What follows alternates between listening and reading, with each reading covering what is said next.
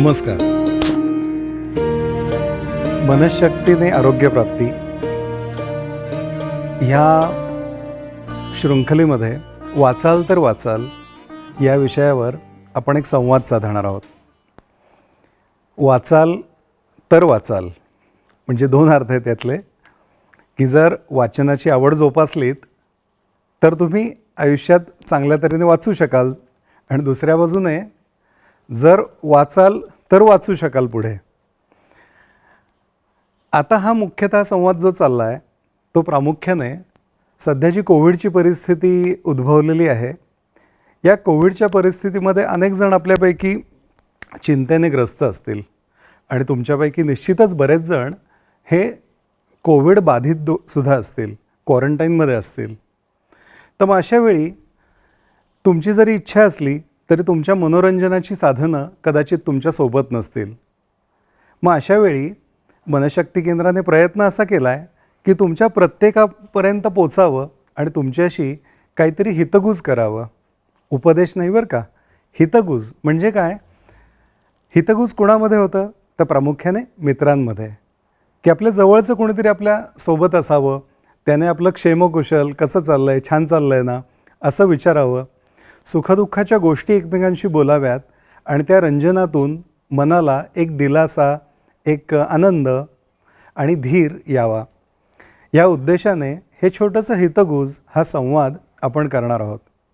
वाचाल तर वाचाल. आता ह्या क्वारंटाईनच्या परिस्थितीत कोणती गोष्ट तुम्हाला उपयोगी पडू शकते? तर निश्चितच जर काही पुस्तकं वाचण्याचा छंद तुम्ही जोपासला असेल तर तो छंद यावेळी तुमचं मनोधैर्य वाढवण्यासाठी किंवा मनाचं रंजन करण्यासाठी अतिशय उपयोगी पडणार असा आहे. काही जण म्हणतील अहो मला तर वाचनाची अजिबातच आवड नाही आहे. मग त्यांना ही एक सुसंधी आहे की या निमित्ताने वाचनाची आवड निर्माण व्हावी. तुम्ही कदाचित अर्नेस्ट हेमिंग्वे या जगप्रसिद्ध लेखकाचं नाव ऐकलं असेल, आणि ज्यांना पुस्तकांची आवड नाही त्यांनी ऐकलं नसेल, तर त्यांनी आता ऐका. तर या अर्नेस्ट हेमिंग्वे नोबेल पारितोषिक, साहित्यातलं नोबेल पारितोषिक मिळवणारा हा लेखक, तो लेखक असं म्हणतो की पुस्तका इतका निष्ठावान दुसरा कोणी मित्र नाही. काय म्हणतो? माणूस जो आहे तो प्रत्येक वेळी कसा वागेल सांगता येणार नाही, पण पुस्तकं मात्र खूप निष्ठावान असे मित्र आहेत, कारण कोणत्याही प्रसंगात ते तुमच्यासोबत राहू शकतात. अगदी निर्जन बेटावर सुद्धा लोकांना, काही प्रसिद्ध लोकांना विचारलं की तुम्हाला अशा निर्जन बेटावर जायची वेळ आली आयुष्यात कायमची, तर काय कराल? तर बऱ्याच जणांनी म्हटलं आहे काही हरकत नाही, काही एक ठराविक पुस्तकं जर आमच्या जोडीला असतील ना तर आम्ही एकटेसुद्धा राहू शकू. तर हा असा वाचनाचा जो छंद आहे, हा छंद एका बाजूने आपल्या मनाचं मनोरंजन तर करतच असतो, तो आनंद त्यातून मिळतच असतो, परंतु आपल्या मनाची जी अवस्था आहे ती उन्नत करण्यासाठी, विचारांची झेप मोठी आपली घेण्यासाठी आणि एक जीवन समजून घेण्यासाठी, लोकांच्या आयुष्यातली सुखदुःख काय आहेत, लोक त्यांच्या आयुष्यात कशी वागली असतील, त्यांनी संकटांचा सामना कसा केला असेल, किंवा एकूणच प्रत्येक माणसाची म्हणून एक गोष्ट असते, तर ह्या गोष्टी ह्या आपलं रंजन करत असतात. म्हणून हा वाचनाचा छंद आपण जोपासूया. आता हा छंद जोपासण्यासाठी थोडंसं या वाचनाबद्दलचं एक काही मुद्दे मी तुम्हाला सांगू इच्छितो की ह्या वाचनाचं सामर्थ्य नक्की काय आहे. वाचनाचा छंद जोपासूया. हा छंद जोपासण्यापूर्वी या वाचनामुळे, पुस्तकांमुळे काही लोकांच्या आयुष्यात काही बदल झालेत का, त्याच्या काही छोट्याशा गोष्टी, त्याची काही छोटीशी उदाहरणं आपण सुरुवातीला समजून घेऊयात. एक छान उदाहरण आहे. आपल्या देशाचे ज्यांना आपण महात्मा म्हणतो ते म्हणजे महात्मा गांधी. महात्मा फुले देखील आहेत, परंतु मला आत्ता महात्मा गांधींच्याबद्दल बोलायचं आहे. महात्मा गांधींच्या आयुष्यावर, त्यांच्या आयुष्यातल्या निर्णयांवर महत्त्वाचा प्रभाव पडला त्याच्यात 2 लेखक होते, आणि त्यांची 2 अर्थातच पुस्तकं होती. एक होता लिओ टॉल्स्टॉय की जो रशियाचा होता, आणि दुसरे होतं अनटू धिस लास्ट हे पुस्तक की ज्याचे लेखक होते जॉन रस्किन. तर ह्या 2 पुस्तकांमुळे गांधीजींना जीवनाबद्दलचं एक वेगळ्या तऱ्हेने आकलन झालं आणि त्यांनी स्वतःची जीवनशैली बदलायचं ठरवलं. तर इतका असा एक मोठा परिणाम या पुस्तकांच्या निमित्ताने त्यांच्यावर झाला होता. दुसरी एक गोष्ट सांगायची म्हणजे अण्णा हजारेंचं नाव आपल्याला माहिती आहे. भ्रष्टाचार मुक्तीच्या क्षेत्रात बरंच एक मोठं आंदोलन अण्णांनी उभं केलं. अण्णा स्वतःच्या आयुष्याबद्दल असं सांगतात की ते स्वतः सुरुवातीला सैन्यामध्ये होते आणि सैन्यात असताना त्यांच्या मनात अशी एक पोकळी निर्माण झाली. आपण हे सगळं का करतोय, आपण हे जीवन का जगतोय, आणि थोडंसं असं चिंतन करत करत अशा एका निर्णयाप्रत ते येऊन पोचले की आता आपण आत्महत्या करायला हवी. हे जीवन काय आता जगण्यात काही विशेष अर्थ नाही, असा विचार त्यांच्या मनात आला होता. आणि ते महाराष्ट्रात येण्यासाठी, तेव्हा परराज्यात त्यांचं पोस्टिंग होतं, बहुतेक काश्मीरच्या बाजूला होतं असं वाटतं, आणि तिथून ते रेल्वे स्टेशनवर आले आणि आता तो महाराष्ट्राकडे येण्याचा त्यांचा प्रवास सुरू होणार होता. आणि त्यावेळी तिथल्या पुस्तकांच्या दुकानात, रेल्वे स्टेशनवरच्या त्या बुकस्टॉलला ते गेले आणि कुठलं तरी पुस्तक पाहत होते आणि विवेकानंदांचं एक पुस्तक त्यांच्या हाती आलं. ते पुस्तक त्यांनी घेतलं आणि प्रवासात वाचू लागले.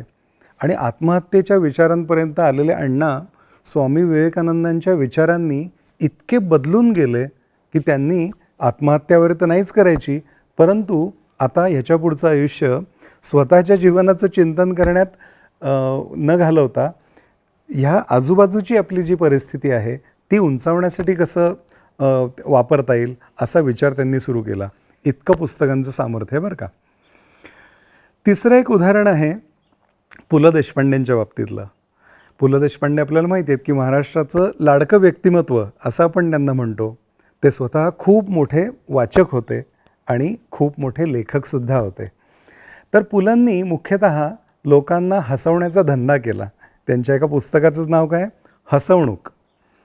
तर त्यांनी सामान्य माणसाच्या आयुष्यात आनंद कसा निर्माण करता येईल ह्या माध्यमातून मुख्यतः त्यांची साहित्य निर्मिती केलेली आहे. अर्थातच जीवनाबद्दलचं गंभीर चिंतन हे सुद्धा त्यांनी त्यांच्या वेगवेगळ्या पुस्तकांमध्ये लिहिलेलं आहे. परंतु असाच एक विषय हाताळत असताना त्यांनी आपल्या सगळ्यांच्या जो एक वीक पॉईंट असतो तो म्हणजे आपल्याला सगळ्यांना खायला आवडत असतं, वेगवेगळ्या चवींचे पदार्थ खायला आवडत असतात. आता काही जण क्वारंटाईनमध्ये फार एन्जॉय कदाचित करत नसतील, परंतु खरं सांगा वर्षभरात निश्चितच काही जणांना जो वेळ मिळाला त्याच्यात त्यांनी वेगवेगळ्या पाककृती, रेसिपीज बनवण्याचा छंदसुद्धा जोपासला असेल. पुलंनी त्यांच्या आयुष्यात जे काही खाद्यसंस्कृतीची त्यांची जी काही ओळख झाली, मग अगदी वरण भातापासून वेगवेगळ्या पदार्थांपर्यंत कोणते कोणते पदार्थ त्यांना कसे कसे आवडत गेले किंवा कोणता पदार्थ कोणत्या ठिकाणी जाऊन खायला त्यांना आवडतो, मग तो अगदी पुण्या मुंबईतल्या शहरात असेल, नाशिकला असेल किंवा कोल्हापूरला असेल, नागपूरमध्ये काही असेल, परदेशात काही असतील, तर असे वेगवेगळ्या पदार्थ, या पदार्थांचं त्यांनी खूप छान वर्णन केलं आहे. आता आपण म्हणून ठीक आहे बाबा केलं आहे वर्णन, परंतु असा एखादा लेखसुद्धा एखाद्या माणसाचं आयुष्य बदलून टाकू शकतो बरं का. वाचाल तर वाचाल हे अगदी अक्षरशः या विषयात खरं ठरलं आहे. ते कसं, तर अण्णा हजारेंची गोष्ट मगाशी सांगितली की ते सैन्यात होते. तसंच सीमा भागात मुख्यतः सियाचीनचा जो परिसर आहे उत्तरेच्या बाजूला, की जिथे आपण काय म्हणतो हाडं गोठवणारी थंडी असते, आणि त्या ठिकाणी आपले जे सैनिक असतात हे जागता पहारा देत असतात अगदी दिवसरात्र. आणि इतक्या त्या कडाक्याच्या थंडीमध्ये काही जणांचं मानसिक स्वास्थ्य जर खूप चांगलं नसेल तर एक निराशेचं मळब त्यांच्या मनावर येत असतं. आणि मग काही जणांच्या बाबतीत नैराश्याचे विचार आले की अगदी ते आत्महत्येपर्यंत सुद्धा जाऊ शकतात. मग त्यावेळी एक प्रसंग असा घडला आहे, एका वाचकाचं पु ल देशपांडेंना पत्र आलं आहे आणि त्या पत्रात तो वाचक असं म्हणतो की अहो मी एक सैनिक आहे आणि उत्तरेला बर्फाळ भागात माझं सैन्यामध्ये रक्षणाचं माझ्याकडे काम आहे. हे काम करत असताना मला खूप निराशा माझ्या मनात आली होती आणि त्या नैराश्यातून काय करावं मला काही सुचत नव्हतं. परंतु त्यावेळी जवळपास मी पाहिलं तर आमच्या बराकीमध्ये छोट्या तंबूमध्ये काही पुस्तकं पडलेली होती. आता मनोरंजनासाठी काय करणार? आत्ता आपल्याकडे हे WhatsApp, Facebook, social media, internet सगळं मोबाईलमध्ये आलेलं आहे. पण त्या सैनिकांकडे 50 वर्षापूर्वी काय असणार? तर निश्चितच वाचनाचा छंद म्हणून जे मिळेल ते माणूस तिथे घेऊन जात असे.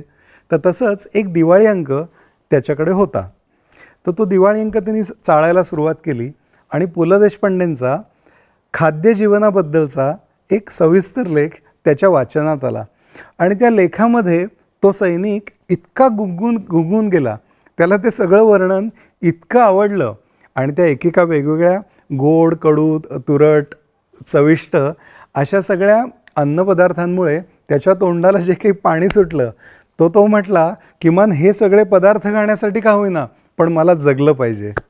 बघा, वाचाल तर वाचाल, त्याचा जीव वाचला, आत्महत्येपासून तो परावृत्त झाला आणि एक वाचनाचा चांगला छंद त्याच्या आयुष्यात निर्माण झाला. तर इतकं असं हे पुस्तकांचं सामर्थ्य आहे की सियाचीनसारख्या ठिकाणी जिथे कोणी माणूस चर्चेला नाही आहे, अशावेळी अंधाऱ्या रात्री एकटा माणूस असतानासुद्धा हेमिंग्वे म्हणाला तसं ही निष्ठावान मित्र म्हणजे पुस्तकं आपली साथ कधी सोडत नाहीत. म्हणून हा पुस्तकांचा वाचनाचा छंद आपण लावून घ्यायला हवा. अजून एक उदाहरण सांगायचं म्हणजे स्वातंत्र्यवीर सावरकर. ते स्वतः सिद्धहस्त लेखक होते, उत्स्फूर्त कवी होते, परंतु त्यांच्या जीवनावर सुद्धा भारताच्या स्वातंत्र्यासाठी आमरण झुंजायची प्रतिज्ञा त्यांनी घेतली होती. तर त्यांच्यावर प्रभाव टाकणारं जे एक पुस्तक होतं ते म्हणजे जोसेफ मॅझिनी या इटालियन स्वातंत्र्य योद्ध्याचं जीवनचरित्र. ते जीवनचरित्र सावरकरांनी वाचलं आणि त्याच्यामुळे एक खूप मोठी स्वातंत्र्य लढ्याची प्रेरणा त्यांना स्वतःला मिळाली. नंतर मग पुढे त्यांनी स्वतः जोसेफ मॅझिनीचं चरित्र मराठीत नंतर लिहिलं. त्याच्या प्रती त्यांनी परदेशातून, इंग्लंडमधून भारतात पाठवल्या होत्या. तर असं स्वातंत्र्यवीरांना सुद्धा जे प्रेरणा देणारं असं एक हे मॅझिनीचं चरित्र होतं. महामानवांशी संपर्क साधायची संधी म्हणजे पुस्तकं असतात. ह्या जगात अनेक मोठी लोक होऊन गेली, अगदी आपल्या शहरात ती होऊन गेलेली असतील किंवा आपल्या राज्यात होऊन गेलेली असतील, देशात होऊन गेलेले असतील आणि जगभरात होऊन गेलेले असतील. या प्रत्येकाशी आपण संवाद साधू शकतो का? प्रत्यक्ष संवाद साधू शकणार नाही. परंतु ह्या सगळ्या लोकांनी पुस्तकाच्या माध्यमातून जे लेखन करून ठेवलेलं आहे, त्या लेखनाच्या माध्यमातून या महामानवांशी थेट संवाद साधायची संधी आपल्याला या पुस्तकांच्या माध्यमातून उपलब्ध होत असते. किंबहुना काही वेळा त्याच उद्देशाने हे महामानव लेखन करून निघून जात असतात. अग्निपंख नावाचं डॉक्टर APJ अब्दुल कलाम यांचं पुस्तक तुम्ही ऐकलं असेल. डॉक्टर कलाम म्हणजे कोण? मिसाईल टेक्नॉलॉजी आपल्याला माहिती आहे, क्षेपणास्त्रांची निर्मिती, वेगवेगळं संशोधन त्यांच्या हातून घडलं आणि थेट राष्ट्रपती पदापर्यंतचा एक प्रवास त्यांच्या आयुष्यात घडला. ते झाल्यानंतर कलामांनी ठरवलं की आता आपण सामान्य एका खेड्यातून, रामेश्वरमसारख्या एका खेड्यातून आपण जे राष्ट्रपती पदापर्यंत पोचू शकलो, तर हा जो माझ्या जीवनाचा प्रवास आहे हा मला इतर मुलांना, इतर तरुणांना सांगायची इच्छा आहे. म्हणून अग्निपंख या पुस्तकात ते म्हणतात की माझ्यासारखा एक खेड्यातून आलेला माणूस, छोटा मुलगा की ज्याच्याकडे कुठलं तंत्रज्ञानाची साधनं नव्हती, का संपत्ती नव्हती, काही नव्हती, असा मुलगा राष्ट्रपतीपदापर्यंत पोचला कसा, याची गोष्ट, एक प्रेरणा मला मुलांपर्यंत पोचवायची आहे. आणि म्हणून त्यांनी म्हटलं की आयुष्यात मुलांनो, तरुणांनो, कधीही नैराश्य आलं तर हे माझे शब्द, माझे पुस्तकातली वाक्य ही तुमच्या सोबतीला असतील, हे तुम्ही लक्षात ठेवा. तर असं जाणीवपूर्वक काही वेळा लेखक काही गोष्टी लिहून जातो की जो इतरांना प्रेरणा देत राहतो, इतरांशी संवाद साधत राहतो. मग ह्या आत्ता आपल्या क्वारंटाईनच्या काळामध्ये आपण ह्या पुस्तकांशी मैत्री करूया. आपले आहे ते मित्र चांगले सांभाळूच, परंतु अधिकीचे मित्र जोडण्याची संधी जणू काही ह्या अभूतपूर्व अशा घटनेने दिलेली आहे. असं म्हणतात की आत्ताचं जे अरिष्ट आहे कधीतरी असं शतकातून कधीतरी येतं. 1918 साली आलं होतं, त्यानंतर जवळपास 100 वर्षांनी हे आलं आहे. परंतु आपण सगळेजण डरून जाणार आहोत का? अजिबात नाही. डरायचंही नाही आणि रडायचंही नाही. तर आपल्याला काय करायचं आहे, आलेल्या प्रसंगाचा छान तऱ्हेने उपयोग करून पुढे कसं जाता येईल याचा विचार करायचा आहे. आणि हा विचार करत असताना अगदी स्वाभाविकपणे ज्याचं नाव डोळ्यासमोर येतं तो म्हणजे व्हिक्टर फ्रँकल. काही जणांनी नाव ऐकलं असेल, काही जणांनी नसेल. व्हिक्टर फ्रँकल हा हिटलर, दुसऱ्या महायुद्धात हिटलरनी ज्यू लोकांना मारण्यासाठी ज्या छळछावण्या उभारल्या होत्या त्याच्यात सापडलेला एक मानसशास्त्रज्ञ होता. आणि तेव्हाची परिस्थिती आपल्याला माहिती आहे की खायला प्यायला पुरेसं नाही, अतिशय अडचणीत सापडलेले सगळे ते लोक. कधी आपला नंबर लागणार आता छळछावणीमध्ये पुढच्या कार्यासाठी माहीत नाही. म्हणजे काय, परिस्थिती सगळ्या बाजूने प्रतिकूल. हिटलर आपल्यावर सगळं नियंत्रण करू शकतो अशी परिस्थिती. व्हिक्टर फ्रँकलनी मात्र ह्या परिस्थितीत विचार काय केला, तो असं म्हणाला की माझ्याकडे अशी कोणती गोष्ट आहे की ज्याच्यावर हिटलरचं नियंत्रण नाही. आणि मग त्याला लक्षात आलं की अरे मी विचार कसे करावेत हे काही हिटलर ठरवू शकत नाही, किंवा हिटलरने माझ्यापर्यंत यातना पोचवल्या परंतु त्याला प्रतिसाद कसा द्यायचा हे ठरवणं पूर्णतः वैयक्तिक माझ्या हातात आहे. मग त्यांनी काय केलं, आजूबाजूला घडणाऱ्या नकारी गोष्टी ज्या होत्या त्याच्याकडे पूर्ण दुर्लक्ष केलं. आपल्याला शारीरिक काय छळ होत आहेत, आजूबाजूला काय घडतं आहे हे सगळं कडे त्यांनी दुर्लक्ष करायचं ठरवलं. मनाकडे सामर्थ्य काय असतं, आपण ज्या गोष्टीवर लक्ष एकाग्र करायचं ठरवतो ना त्या गोष्टीवर आपण एकाग्रता करू शकतो आणि इतर सगळे विचार, इतर सगळ्या गोष्टी आपण दूरसुद्धा करू शकत असतो. म्हणून मग त्याने काय केलं ह्या परिस्थितीत, तर तो म्हणाला की माझं काम काय, मी मानसशास्त्रज्ञ आहे. मग अशावेळी मी स्वतः तर धीराने वागायलाच हवं, पण माझ्या आजूबाजूचे जे काही कैदी आहेत की ज्यांचा छळ इथे चाललेला आहे, छळ छावणी आहे ही, तर या छळाच्या मुळे जे ग्रस्त झालेले आहेत, चिंताग्रस्त झालेले आहेत, खचून गेलेले आहेत, असे जे माझे आजूबाजूचे लोक आहेत त्यांना मी मार्गदर्शन करेन. त्यांच्याशी मी आत्ता जसं आपण प्रयत्न करतो आहे संवाद साधेन, हितगुज करेन. आणि मग त्यांनी काय केलं, त्यांनी मनामध्ये असा विचार करायला सुरुवात केला की अरे छळछावणीवर काही नाही बरं का, मी स्वतः मानसशास्त्रज्ञ आहे आणि आता हा सगळा प्रसंग संपलेला आहे आणि स्वातंत्र्यामध्ये मी जगत आहे. वेगवेगळ्या ठिकाणी मी लोकांना व्याख्यानं देतो आहे की अरे चिंतेवर मात कशी कराल, हे जीवन आहे त्याचा सकारात्मक विचार कसा कराल.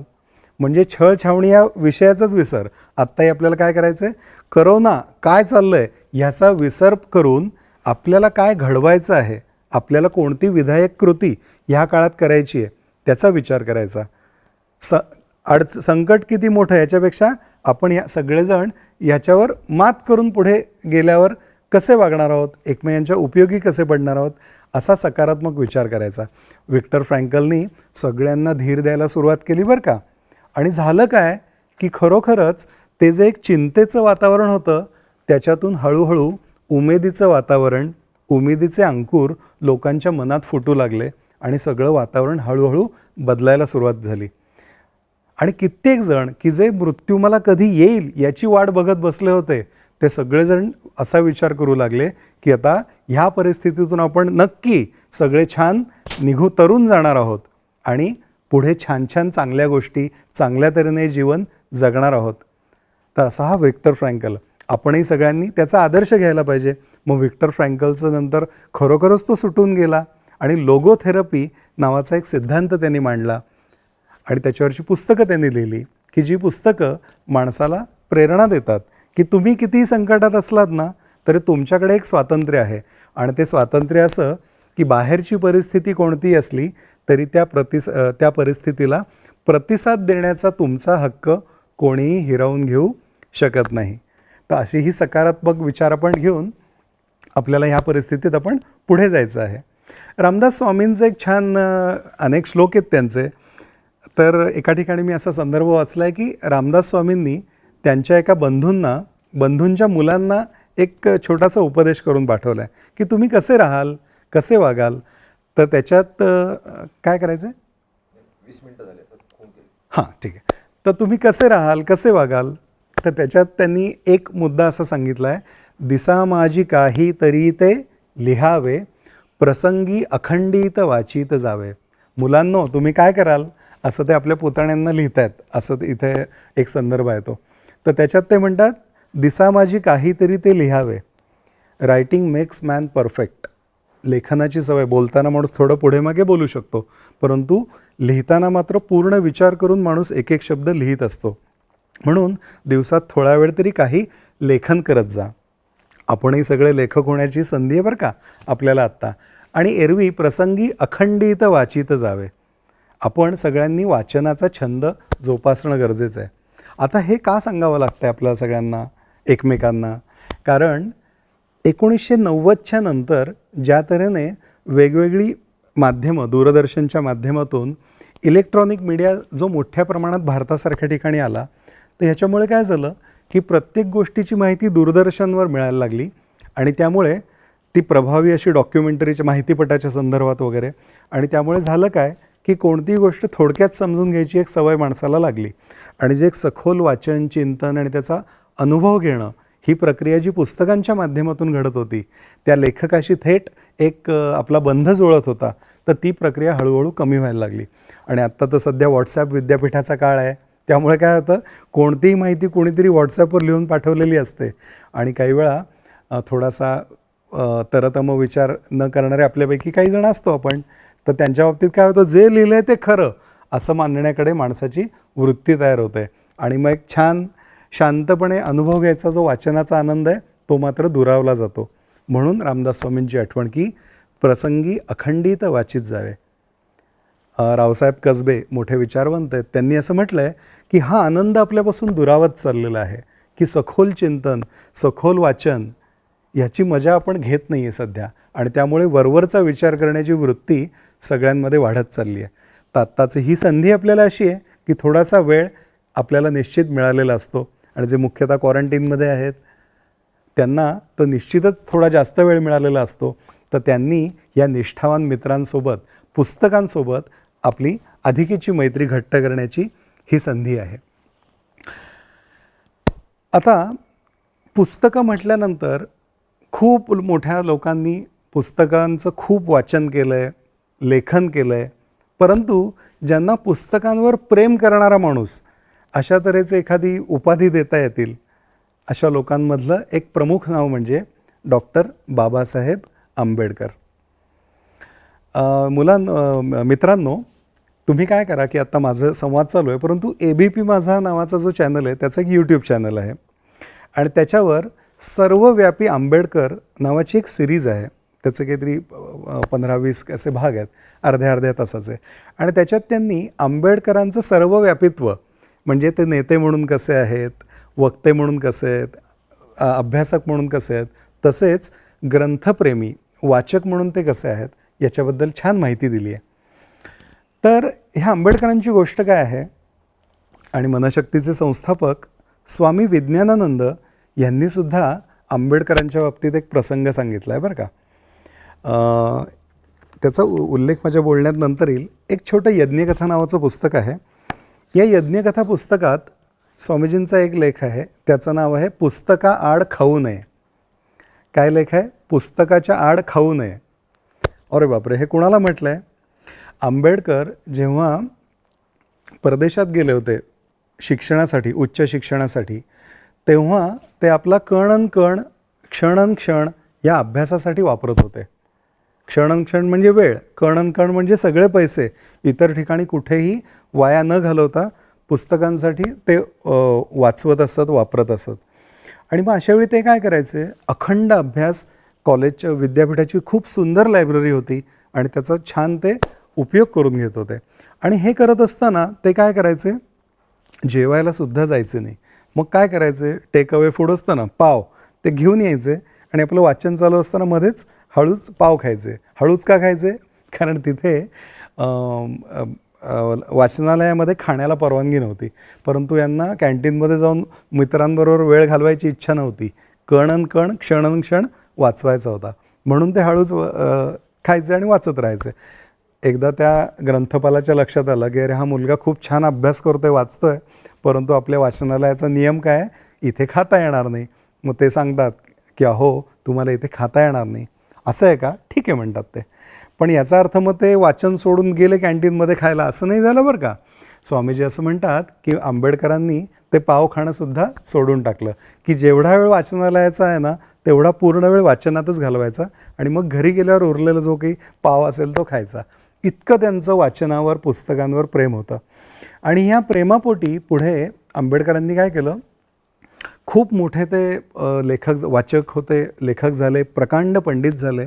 आणि मग मुंबईला हिंदू कॉलनी परिसरामध्ये, दादरला त्यांनी एक घर जेव्हा बांधलं आयुष्यामध्ये, तर त्या घराचं नाव त्यांनी राजगृह असं नाव दिलं आहे. आणि ते घर कोणाचं आहे माहिती आहे का मुलांनो, मित्रांनो? तर ते घर आहे पुस्तकांचं घर. बरं का मित्रांनो, त्या घराचं नाव आहे राजगृह. आणि ते घर बांधलं आहे, पुस्तकांसाठी घर बांधलं. अशी सहसा भारतात तर असं काही तुम्ही कानावर ऐकलं नसेल की कोणीतरी पुस्तकांसाठी घर बांधलेलं आहे.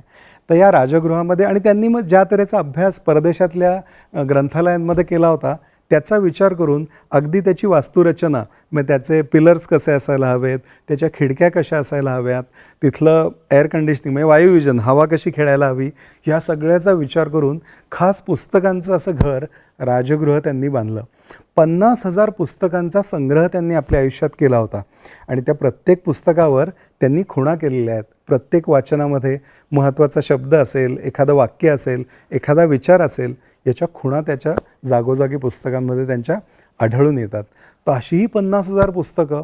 जेव्हा उत्तरायुष्यात ह्या सगळ्या पुस्तकांचं पुढे काय करायचं, कारण 50,000 पुस्तकं सांभाळणं सोपी गोष्ट आहे का? अजिबात नाही. मग त्यांनी असा विचार केला, आता हे कोणाला तरी दिलं पाहिजे. तर त्या काळात मोठे उद्योगपती, बिर्लांचं नाव आपण माहिती आहे, तर त्या काळात बिर्लांनी त्यांना ऑफर दिली, अशी मागणी केली की मी काही लाख रुपये तुम्हाला देतो. हे सगळं 1950च्या सुमारासचं सांगतोय, 50 ते 60मध्ये. तर ते काही लाख रुपये तुम्हाला देतो, परंतु तो सगळा पुस्तकांचा ठेवा आम्हाला द्या. तर त्यांनी, आंबेडकरांनी दिला नाही. पंडित मदन मोहन मालवीयांनी तो ठेवा मागितला होता बनारस विद्यापीठासाठी, तर तोही त्यांनी दिला नाही. त्यांची तोपर्यंत मानसिक तयारी झाली नव्हती. त्यांचं पुस्तकांवर इतकं निरतिशय प्रेम होतं की जेव्हा आंबेडकर परदेशातून भारतात आले, तेव्हा भारतात येताना सगळं सामान त्यांना एकदम आणता आलं नव्हतं. मग ते प्रवास करून पुढे आले होते आणि मग अनेक पुस्तकांच्या ट्रंका त्यांनी मागवल्या होत्या आणि ते जहाजाने येत होतं. अपघात असा झाला की ते जहाज काही कारणामुळे बुडालं आणि त्यांची अनेक ट्रंकांमधली पुस्तकं भिजून ती म्हणजे थोडक्यात नष्टच झाली, मिळाली नाही. तर एखादं आपलं जवळचं कोणी गेल्यानंतर त्या विरहाचं, वियोगाचं जसं दुःख असेल, तसं 2 दिवस आंबेडकर अगदी शोकाकुल झाले होते. इतकं त्यांचं त्या वाचनावर आणि पुस्तकांवर प्रेम होतं. आंबेडकर स्वतःच्या आठवणींमध्ये असं म्हणतात की जेव्हा लोकांनी मला जवळ केलं नाही, तेव्हा या पुस्तकांनी मला माझ्या आयुष्यात जवळ केलेलं आहे. म्हणून हा वाचनाचा छंद त्यांना कायम आयुष्यात उपयोगी पडला. आणि शेवटी त्यांनी त्यांच्या पीपल्स एज्युकेशन सोसायटीचं त्यांचं जे कॉलेज होतं, सिद्धार्थ कॉलेज किंवा काही निवडक कॉलेजना, त्यांचा स्वतःचा पुस्तकांचा संग्रह भेट म्हणून त्यांनी दिला. इतकं असे पुस्तकप्रेम जपणारे हे आंबेडकर, त्यांची गोष्ट आपण आत्ता काय ऐकली, तर आता 50,000 पुस्तकं आपल्याला संग्रही ठेवता येतील की नाही माहीत नाही, परंतु ऑलरेडी घरात काही पुस्तकं असतील आपल्या, त्यांच्याशी तरी आपण मैत्री करायला सुरुवात करणार आहोत का? तर निश्चित आपण करूयात. आता मनशक्तीचे संस्थापक स्वामी विज्ञानानंद यांचाही सुमारे 10,000 पुस्तकांचा संग्रह होता किंवा आहे. या प्रत्येक पुस्तकावर त्यांनीसुद्धा खुणा केलेल्या आहेत किंवा काही नोंदी केलेल्या आहेत. हे प्रत्येक पुस्तक आंबेडकरांसारखंच स्वामीजीसुद्धा कोणतं पुस्तक जे वाचलं असेल त्याच्यात कोणता संदर्भ कोणत्या पानावर कितव्या ओळीत आला आहे असं सांगू शकत असतात. तर अशी ही पुस्तकांवर प्रेम करणारी माणसं, तर ह्यांचे जे निर्माण केलेली पुस्तकं आहेत, स्वामीजींनी आवर्जून ललित साहित्याची निर्मिती केली आहे बरं का. ती कशासाठी, तर ललित साहित्य म्हणजे काय, गोष्टी असतील, कादंबऱ्या असतील, तर ह्या नाटक असेल, कविता असतील, तर ह्या माध्यमातून सुद्धा आपल्या मनाचं धैर्य हे उंचावत असतं. म्हणून त्यांनी छान पुस्तकं दिली आहेत. काही पुस्तकांची नावं मी घेतो. ही पुस्तकं तुम्हाला आत्ता घेता येणार नाहीत, पण वाटलं तर तुम्हाला ऑनलाईनसुद्धाही मागवता येतील. यज्ञकथा म्हणून पुस्तक आहे, किंवा छान संकट सामर्थ्यकथा म्हणून पुस्तक आहे, किंवा अग्निरुद्रकथा म्हणून पुस्तक आहे. अनेक पुस्तकं आहेत इथे. एक धर्मसंगती म्हणून आहे, किंवा एक रसदार कथा म्हणून पुस्तक आहे, रंजक बोधक कथा म्हणून पुस्तक आहे. तर ही सगळी पुस्तकं आपल्या मनाला धीर देणारी अशी पुस्तकं आहेत. सकारात्मक विचारसरणी, प्रयत्नवाद याच्यावरचा विश्वास वाढावा याच्यासाठीची पुस्तकं आहेत. आणि जसं आपल्या आयुष्यात कधी नैराश्याचं मळब येतं, त्यावेळी इतर लोकांच्याही आयुष्यात असे नैराश्याचे प्रसंग आलेले असतात. त्यावेळी ते महामानव कसे वागले त्याची प्रेरणा आपल्याला आत्ताही उपयोगी पडू शकते. संकट सामर्थ्य कथा काय म्हटले? स्वामीजी असं म्हणतात, येणारं प्रत्येक संकट किंवा दुःखाचा अनुभव हा आपल्याला अधिक उन्नत होण्याची संधी घेऊन आलेला असतो. आपल्याला ते संकट का वाटतं? कारण आपल्याला असं वाटतं आपण ते हाताळायला कमी पडू की काय. तर तसं नसून ती क्षमता वाढणं हे संकटाचं काम आहे. त्याची व्याख्या स्वामीजी असं करतात, संकट म्हणजे सम अधिक कट. सम म्हणजे चांगला, कट म्हणजे कट कारस्थान या अर्थाने. अरे बापरे, आपल्या विरुद्ध कोण कट करत आहे? तर निसर्गाने तुमच्या विरुद्ध केलेला चांगला कट तुमच्या क्षमता वाढाव्यात यासाठी, तुम्ही अधिक विकसित व्हावेत यासाठी असा दृष्टिकोन त्यांनी दिला आहे. आणि मग वेगवेगळ्या महामानवांच्या, स्त्री पुरुषांच्या अशा कथा या यज्ञकथेमध्ये किंवा संकट सामर्थ्य कथेत तुम्हाला मिळतील. तसंच यज्ञकथा आणि अग्निरुद्रकथा याच्यामध्ये दुसऱ्यांच्या कल्याणासाठी स्वतःच्या आयुष्याचा यज्ञ करणाऱ्या लोकांच्या छोट्या छोट्या कथा दिलेल्या आहेत. आणि त्याच्यातच मगाशी मी उल्लेख केलेली ती गोष्ट होती ना, पुस्तकं आड खाऊ नये, 16वी गोष्ट आहे डॉक्टर बाबासाहेब आंबेडकरांची. आता आपण आंबेडकरांबद्दल या निमित्ताने समजून घेतलं. वाचनाचा छंद आपल्या सगळ्यांना आयुष्यात वेगवेगळे मित्र कसा जोडून देणार आहे याच्याबद्दलची माहिती घेतली. त्यामुळेच वाचाल तर वाचाल ही पुस्तकं, किंवा ही पुस्तकं आत्ता आपल्याकडे नसतील, आपल्या घरात असलेली पुस्तकं, परंतु चांगल्यावरचा विश्वास वाढवणारी, प्रयत्नवादाला प्रेरणा देणारी अशी पुस्तकं आपण सगळेजण वाचूयात. लेखनाचे अनेक प्रकार आहेत. जसं पुलंनी समजा खाण्याबद्दलही लिहिलं असेल, तुमच्या आवडीचा जो प्रकार असेल तो तुम्ही वाचायला सुरुवात करा. आणि आपलं मनाची अवस्था आहे ही अधिक उन्नत करण्यासाठी या पुस्तकांचा निश्चित आपल्याला उपयोग होईल. पुलंचं अशा अर्थाचं एक वाक्य आहे, कोणी निंदा अथवा वंदा आमचा हसवणुकीचा धंदा. म्हणजे काय? आम्ही लोकांचं रंजन करण्याचं, लोकांना दुःखातही हसवण्याचं असा एक व्यवसाय पत्करलेला आहे असं पु ल देशपांडे म्हणत असत.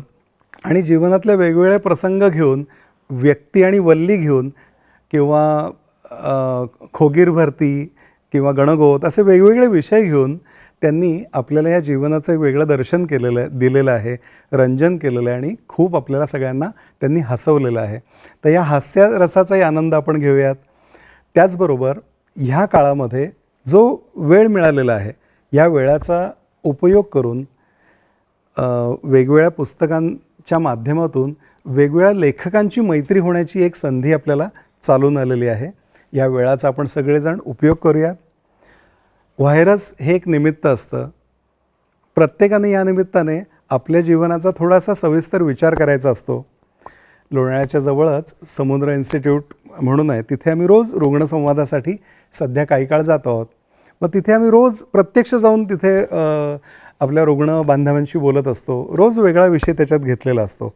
परंतु हे रुग्णरंजन हा मनशक्तीचे संस्थापक स्वामी विज्ञानानंद यांनी सुचवलेला एक श्रम आनंदाचा प्रकार आहे. म्हणजे काय की इतर लोक जेव्हा दुःखात आहेत त्यांच्या आपण उपयोगी कसे पडू शकू?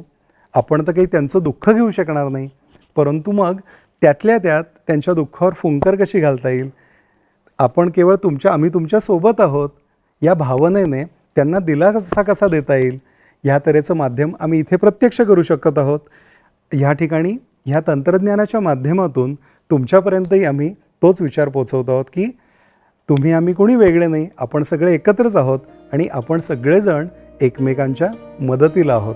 हा विश्वास बाळगा. वाचाल तर वाचाल, पुस्तकांचा छान आनंद घ्या. यथाशक्ती प्रत्यक्षही आपली भेट होणारच आहे. तोपर्यंत शुभेच्छा.